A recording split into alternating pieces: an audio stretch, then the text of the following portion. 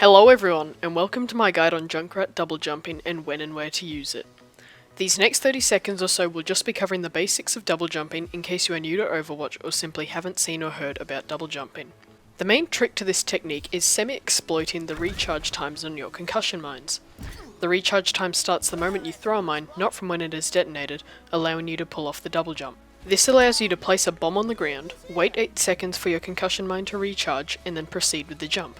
By jumping over the mine and detonating it while it is underneath you, while you're in the sky you can quickly throw a bomb underneath you and detonate it as soon as possible, launching you higher and further. Depending on where you throw the second mine, your direction will change, so keep that in mind. Example, if you launch yourself and throw the next bomb directly underneath you, it will mostly just continue to boost you in the same direction that you were previously travelling. If you throw the mine in front of you and detonate it after a short period of time, it'll boost you higher, but not further. Now that you're an expert in the basics of mine jumping, let's go over the best places to use this in any game, comp or casual. I call this first jump the "I'm going to flank over the roof to get onto their backlines to disturb their front lines and get us onto the point." This jump is on Volskaya Industries for the attacking team and has helped my team push through the first choke point every time we play. You may know that the defending team on Volskaya Industries likes to hold down the archway here, and it can often be a difficult task to break through their defences and start pressuring their team on the point. This is where this double jump comes in handy. At the start of a game, run over to this side here and place a mine on the ledge. Wait 8 seconds, and when you're ready, double jump over the roof here, slide down and slip into cover on this building here. The enemy team will almost never see you, simply because if you don't have a fire on your team, they won't be looking into the skies at all. All you do then is wait for all your abilities to recharge and jump down onto the point. This will cause the enemy team to panic, and most of the time they will all run up to the point, freeing the choke point for your team to run through and give you some much needed backup.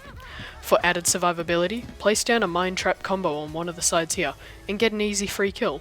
Most of the time, you should be able to get a couple of kills here before dying, but if you manage to get your healer to you, your team will be safe to storm through this point.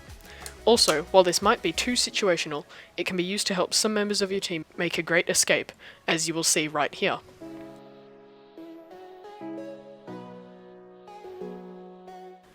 I call this second jump the Great Gate. Hanamura is an interesting map, mainly because there is only one route in and out of the first point. The massive gate that is annoyingly only opened halfway can be a bit of a troublesome task for your team to push through, no matter how many solo Hanzos go through the little window at the top and feel like they're making a difference. All you need to do is set up a bomb on this little balcony ledge thing, wait 8 seconds and prepare to hopefully make a difference.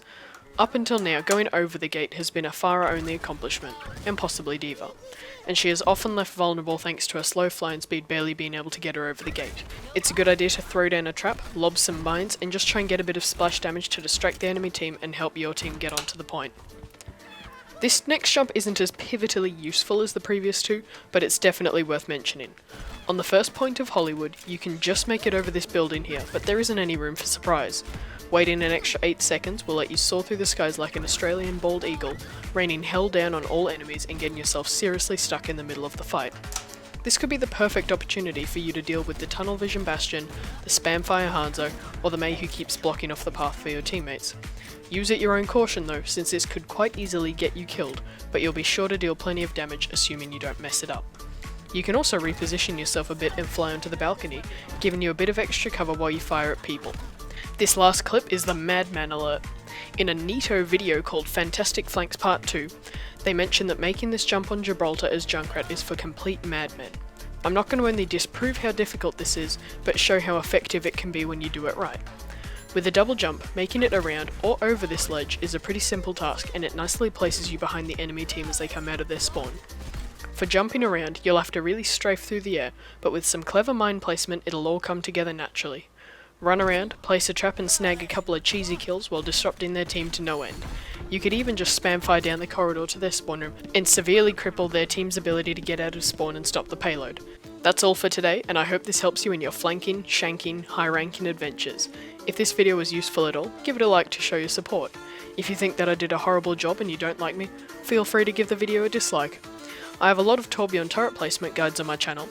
If you enjoyed this video, definitely check those out.